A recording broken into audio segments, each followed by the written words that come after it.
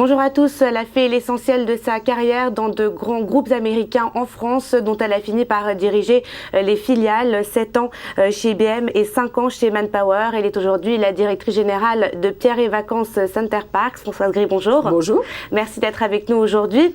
Un petit mot sur votre secteur qui a connu de récents changements, en tout cas au gouvernement, avec de nouvelles affectations, de nouvelles responsabilités, notamment pour Fleur Pellerin et Laurent Fabius. Qu'est-ce que vous attendez de ces nouveaux personnages?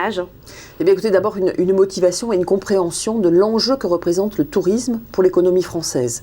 7% du PIB et un secteur qui n'est pas du tout un secteur qui va de soi. On ne gardera pas notre place dans le tourisme mondial si on n'investit pas. Il y a une concurrence internationale, il y a des mouvements dans le numérique qui sont importants. Donc, comprendre les enjeux, y répondre avec une profession, c'est évidemment ce que nous attendons à la fois de Laurent Fabius et de Fleur Pellerin, en saluant le fait que nous sommes dans cette diplomatie économique et dans cette position de la France au niveau international, donc et visiblement une sensibilité sur le sujet du tourisme, et Fleur Pellerin qui connaît le numérique, qui sait à la fois les opportunités mais aussi les disruptions, les impacts du numérique sur les chaînes de valeur, et donc on espère qu'ils vont nous aider. Et très concrètement, à votre avis, quels seraient les premiers dossiers que Fleur Pellerin devrait attaquer ?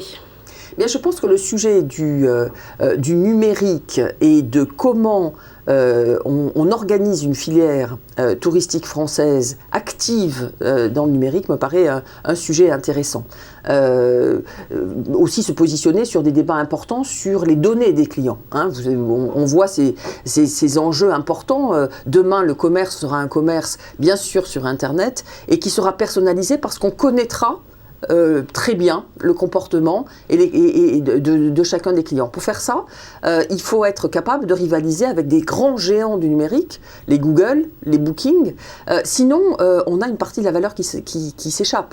Il doit y avoir des règles, on doit permettre à des acteurs de la filière d'hébergement, par exemple, de maîtriser ces données clients, donc des sujets aussi de réglementation importants. C'est-à-dire que vous, aujourd'hui, quels sont les rapports que vous entretenez avec ces fameux OTA ? Alors, c'est à la fois des alliés, par exemple des alliés pour conquérir de nouveaux marchés. Nous avons beaucoup de Russes qui viennent, par exemple, skier sur nos domaines skiables et que nous hébergeons dans nos résidences Pierre et Vacances. Aucune capacité de les atteindre, de les convaincre sans les bookings, les Expedia de la Terre. C'est-à-dire qu'ils passent par des centrales de réservation sur Internet, pas directement. En tous les cas, c'est très important. Ces grands acteurs ont une présence mondiale, deviennent des références. Donc, il y a un bon côté à ça. À l'inverse, quand vous regardez les recherches sur Google de noms d'hôtels ou de Booking.com, vous voyez que Booking progresse et que les recherches sur les hôtels baissent. Pourquoi ? Parce que Booking devient une référence, par exemple, et ça donne un écran d'une marque par rapport à ses clients, donc avec des conditions commerciales de liens qui ne sont pas toujours totalement équilibrées. Quelles sont les tendances que vous percevez pour ce mois de mai en termes de réservation ? Est-ce que l'effet crise se fait encore sentir ? Alors bien sûr, et vous avez vu les chiffres de la consommation, moins 1,2% de consommation en moins au premier trimestre. On sent effectivement, en particulier sur le marché français, une pression importante sur le pouvoir d'achat, un effet de la TVA sur nos prestations dans le domaine du tourisme, donc des réservations qui se font tardivement.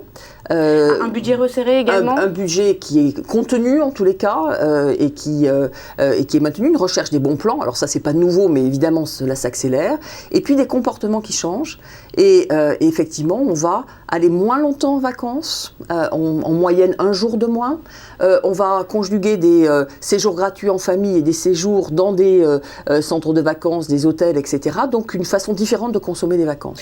Et en tout cas, chez vous, ces budgets resserrés, ils sont resserrés de quel ordre ? Ça correspond à quoi très concrètement ? Alors ça dépend beaucoup des marques et des saisons. Par exemple, sur la saison d'hiver, on n'a pas constaté de pression énorme sur les prix, d'abord parce qu'on est dans une clientèle étrangère, bon, donc c'est un peu différent.